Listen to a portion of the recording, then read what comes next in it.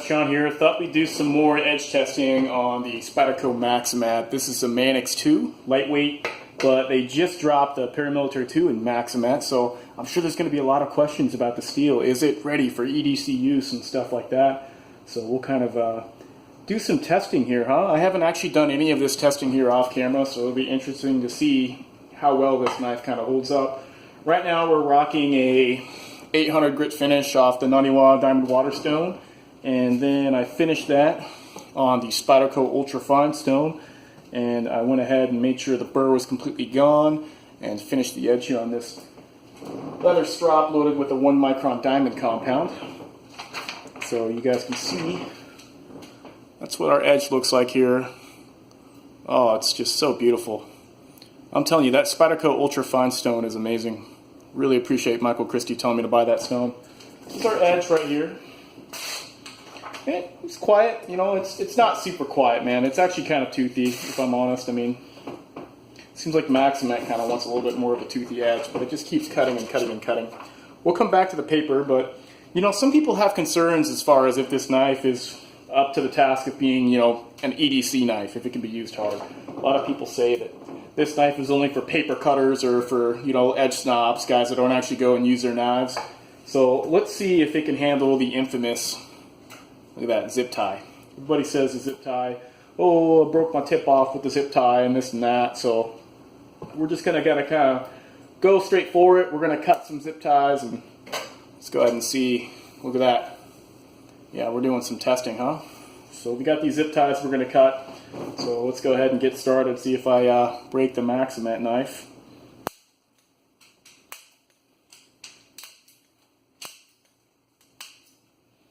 So far I don't see anything going on there at the edge. Here we go.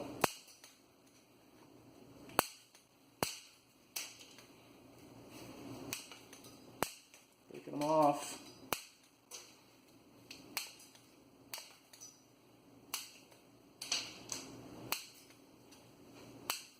Mostly just kind of using that tip area right there. You know, it doesn't look like I have anything going on there at the edge. Let's see on the paper if that caused any damage. It's definitely cutting a little bit toothier there. You see that? Just kind of trying to use that tip area there, the tip area I was using. You saw that those first few cuts, it looked like it wasn't cutting as good as it initially was, but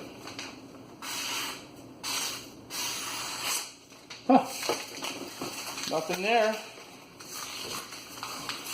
Didn't break the tip off or anything. Let's move on to the next, huh? I know a lot of people are like, oh dude, those aren't even the hardcore ones, huh? I mean, look at the zip ties right here. These are only rated to 50 pounds, huh? So those probably aren't big enough, huh? You should see the zip ties I cut, you know? So let's go ahead and we're going to move on to some bigger zip ties. Look at that. Bigger zip ties. These ones are much bigger. These guys are rated to, this right here, 250 pounds.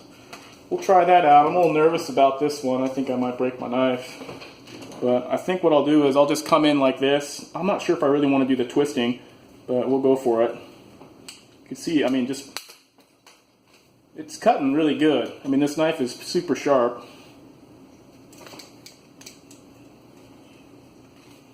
Definitely, dude.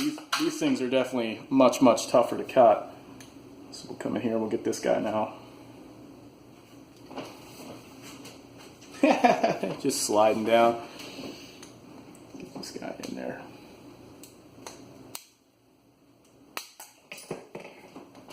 Yeah, much tougher to cut, these big guys.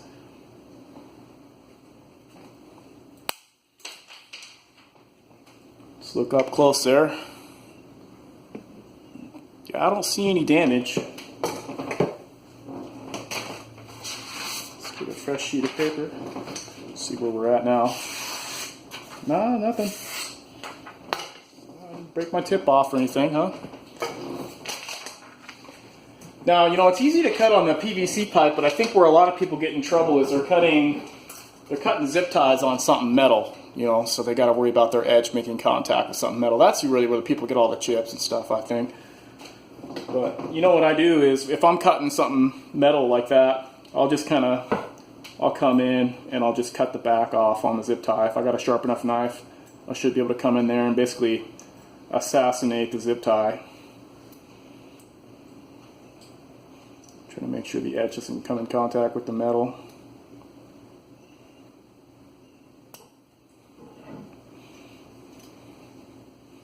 Yeah, let's just go for it, dude. That's taking forever here. Let's just get in there. Boom. We'll keep the edge up anyways. Kind of did a little stabbing action there, huh? Kind of stabbed it in there. Let's go ahead and see what my what we look like here. Again, no damage. Feels like we still got an edge on there. Just going to use the tip here.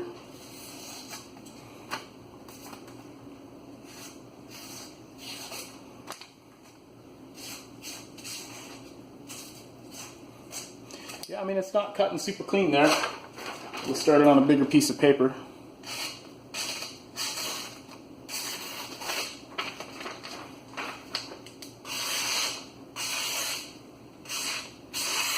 Huh.